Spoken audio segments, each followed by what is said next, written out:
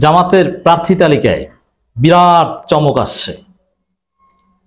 বর্তমান প্রার্থীদের ৮০% পরিবর্তন হচ্ছে, থাকছে না। আপনারা যাদেরকে দেখছেন যে জামাতের প্রার্থী হিসাবে মাঠ চষে বেড়াচ্ছে, তাদের ৮০% পরিবর্তন হবে। তা আমি তো এটাই বলে আসছি। কিছু জামাতের লোকজন কিছু গারল গালি দিয়েছিলেন, আমি বলেছি জামাতের ৮০% প্রার্থী পরিবর্তন করতে হবে, ঠিক এই পার্সেন্টেজ শব্দের উল্লেখ করেছি। জামাত ক্ষমতায় আসবে এবং ৮০% প্রার্থী পরিবর্তন করেই ক্ষমতা আসবে। প্রার্থী প্রয়োজনে আউটসোর্স করবে, যে পরামর্শ আমরা দিয়ে আসছিলাম। আমি জোরালো ভাবে বলেছি, আমিরে জামাতকে বলেছি, সেক্রেটারি জেনারেলকে বলেছি, চিঠি দিয়ে বলেছি, ভিডিওতে বলেছি। এখন সেটাই হতে যাচ্ছে। কি আমরা এভাবে বলেছিলাম যে বিশিষ্ট ব্যক্তি, বড় ব্যবসায়ী, ভালো মানুষ জামাতের সহযোগী সদস্য ফর্ম পূরণ করিয়ে তাকে নমিনেশন দেন।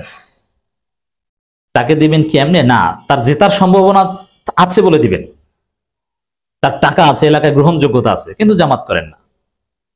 একসময় বিএনপি করতেন, তুমুল জনপ্রিয়, তাকে নমিনেশন দেন। এবং বিএনপির প্রার্থীর সাথে আপনার কুফু হতে হবে, কুফু সমতা হতে হবে। আপনি একজন ব্যারিস্টার বিএনপির প্রার্থীর বিপরীতে একজন কিন্ডারগার্টেনের হুজুরকে আপনি প্রার্থী করতে পারেন না, এটা হয় না। হ্যাঁ, হতে পারে সেই কিন্ডারগার্টেন হুজুর ব্যারিস্টার প্রার্থীর চাইতে অনেক ভালো, ভদ্র, সৎ, সব ঠিক আছে, কিন্তু তারপরও এটা গণতান্ত্রিক রাজনীতি, এটা কম্পিটিশন, রেস। এখানে কুপু হওয়ার একটা বিষয় আছে। একজন কর্নেলের বিপরীতে একজন দাখিল মাদ্রাসার হুজুরকে আপনি প্রার্থী করতে পারেন না। কর্নেলের বিপরীতে ব্রিগেডিয়ার জেনারেল দেন, কুপু হতে হবে, সমানে সমানে লড়াই হবে। আমরা এই কথা বলে আসছিলাম। বিশিষ্ট সাংবাদিক কয়েকজনকে দেন, তারুণ্যের আইকন কয়েকজনকে দেন, বুদ্ধিজীবীদের মধ্যে কয়েকজনকে দেন।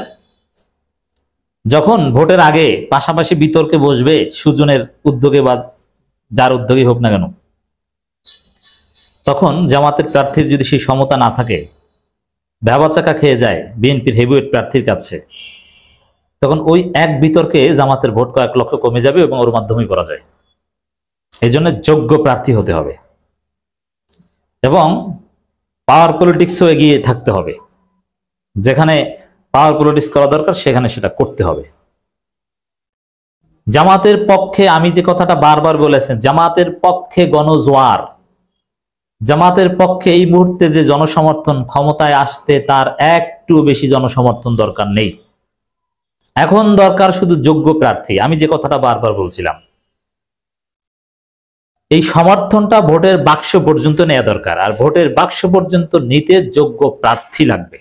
নইলে শেষ মুহূর্তের সমীকরণে কিছু ভুল ভ্রান্তি, কিছু আনস্মার্টনেস বা প্রতিপক্ষের প্রার্থীর স্মার্টনেস সমীকরণ ঘুরিয়ে দিতে পারে। এই জন্য জামাতের প্রার্থী পরিবর্তন করাটা জরুরি। এমনিতে স্বাভাবিক সাংগঠনিক রাজনীতি, আর ক্ষমতায় আসবে, রাষ্ট্র চালাবে, লেজিসলেচার হবে। আমি যে কথাটা বারবার বলে আসছিলাম যে জামাতের এমপি ক্যান্ডিডেটরা বেশিরভাগই লেজিসলেচার হিসেবে, আইন প্রণেতা হিসেবে যোগ্য না। আপনি সংসদে আইন প্রণয়ন করবেন, এই বিষয়ে আপনার কোয়ালিটি কি, এটা আপনাকে এনশিওর করতে হবে। হ্যাঁ, এবার জামাত সিদ্ধান্ত নিয়েছে এটাই, আমরা যেরকম বলে আসছি ঠিক সেরকম। এমনকি মিজানুর রহমান আজহারীকেও প্রার্থী করা হতে পারে। প্রার্থী না করা হলেও তাকে কাজে লাগানো হবে। মিজানুর রহমান আজহারী কোন দিক থেকে যোগ্য না? আলেম, বিশিষ্ট আলেম, সিনিয়র আলেম। জামাত না, নতুন ভাবে জামাত হবে, রোকন হওয়া জরুরি না। হিন্দু, নারী, একদম সরাসরি নারী জামাতের নমিনেশন পাবে, হিন্দু জামাতের নমিনেশন পাবে। অনেক কিছু আপনারা দেখতে পাবেন। হিন্দু গোপালগঞ্জে বিভিন্ন জায়গায় অনেক চমক থাকবে, ইতিহাস সৃষ্টি হবে, যুগান্তকারী চমক আসছে। আমার দেশ বিষয়টা সামনে এনেছে। চমক আসছে জামাতের চূড়ান্ত প্রার্থী তালিকা। মানে জামাতের প্রার্থী তালিকা যাদের দেখছেন এরা চূড়ান্ত না, চূড়ান্ত হবে তফসিল ঘোষণা করার পর, এবং সংবাদ সম্মেলন করে এগুলো আনুষ্ঠানিকভাবে কেন্দ্রীয়ভাবে জামাত ঘোষণা করবে। ওগুলো ছিল প্রাথমিক। এবং মজার বিষয়, জামাত যে জিতবে এর একটা কারণ বলি। বিএনপি প্রাথমিক প্রার্থী তালিকা ঘোষণা করেছে, তাতেই লাশের পর লাশ পড়ছে, এবং অলরেডি 23 জন প্রার্থী পরিবর্তনের সিদ্ধান্ত বিএনপি নিয়ে ফেলেছে। চিন্তা করছেন? আর বিদ্রোহী স্বতন্ত্র যে কত কত শো দাঁড়াবে তার কোনো ঠিক নেই। আর জামাতের 80% প্রার্থী জামাতের যারা এখন দিন রাত পরিশ্রম করে খেয়ে না খেয়ে কাজ করছে তাদেরকে সরিয়ে দেওয়া হবে। কিন্তু জামাতের এই প্রার্থীরা একটু মন খারাপ করবে না, বরং নতুন যাকে প্রার্থী ঘোষণা করবে তার পাশে দিন রাত আরো বেশি পরিশ্রম করবে, আলহামদুলিল্লাহ বলে মেনে নিবে। দিস ইজ জামাত। কোনো লোভ নাই, কোনো লালসা নেই। বরং অনেক প্রার্থী আর খুশি হবে যে মহান এত কঠিন দায়িত্ব আমার উপর আসে নাই, আল্লাহর কাছে জবাবদিহিতার জায়গাটা হয়তো বা একটু ছোট হলো। আমি কি এত বড় দায়িত্ব পালন করতে পারতাম? দায়িত্ব পেয়ে যদি আমি অযোগ্যতা দেখাতাম, তা আল্লাহ হয়তো বা আমাকে হেফাজত করেছে। বরং যে দায়িত্ব পেয়েছে নতুন ভাবে আমি তার পক্ষে কাজ করি। দিস ইজ জামাত। এরা ক্ষমতা আসবে না, ক্ষমতা আসবে কি টেম্পো স্ট্যান্ডে মারামারি করে দুই গ্রুপে শহীদ হওয়া লোকজন। দেখেন আমার দেশের রিপোর্টটা অসাধারণ। আগামী জাতীয় নির্বাচনের জন্য প্রায় 1 বছর আগে প্রাথমিকভাবে সব আসনে প্রার্থী ঘোষণা করে বাংলাদেশ জামাত ইসলামী। এতে চমক হিসেবে প্রায় 80% আসনে নতুন প্রার্থী সহ তরুণদের প্রাধান্য দেওয়া হয়। আর এখন কথা হচ্ছে যে 80% প্রার্থী পরিবর্তন করা হতে পারে। মজা না? সংশ্লিষ্ট নির্বাচনী এলাকায় এখন তারা গণসংযোগ সহ ব্যাপক প্রচারণা চালাচ্ছে। তবে এসব প্রার্থী চূড়ান্ত নয় বলে দলটির পক্ষ থেকে আগেই জানানো হয়েছিল। সে অনুযায়ী এবার আরো চমক নিয়ে প্রার্থী তালিকা চূড়ান্ত করতে যাচ্ছে জামাত। এতে বিভিন্ন ধর্মের প্রতিনিধি, সাংবাদিক, আলেম, পেশাজীবী, নারী ও ছাত্র নেতৃত্ব থেকে তরুণদের স্থান দেওয়া হতে পারে। তো এইগুলোর মধ্যে আপনি দেখবেন যে 80% উল্টে গেছে। 80%, কম না। কিভাবে? শরিকদের 120+ আসন জামাত ছাড়বে, ওই জায়গায় তো 80%-এর একটা বড় অংশ পূরণ হয়ে যায়। শরিকদের কোন কোন জায়গায় ছাড়বে অনেক হিসাব নিকাশ আছে। আবার যেমন ঢাকা আসে হয়তো বা শরীফ ওসমান হাদিকে ইনকিলাব মঞ্চের জামাত প্রার্থী হিসাবে সমর্থন দিয়ে দিতে পারে। জালকাঠিতে ফয়জুল হক, আবার মিজানুর রহমান আজহারি হতে পারে। এরকম আরো অনেক বিষয় আছে।